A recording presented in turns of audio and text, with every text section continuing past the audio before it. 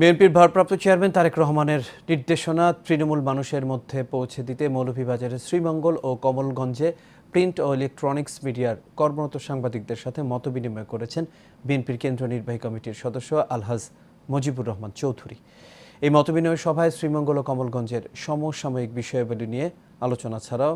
হাজী মুজিবুর রহমান বলেন, তার দলের ভারপ্রাপ্ত চেয়ারম্যান তারেক রহমানের স্পষ্ট নির্দেশনা রয়েছে, বিএনপি বা বিএনপির অঙ্গ সংগঠনের নাম ভাঙিয়ে কেউ চাঁদাবাজি বা অন্যায় কোনো কাজ করলে তাদের বিরুদ্ধে দল সাংগঠনিক ব্যবস্থা নেবে।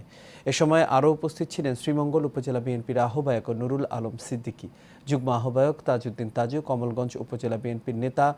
ও জেলা বিএনপির আহ্বায়ক কমিটির সদস্য দুরুদ আহমদ।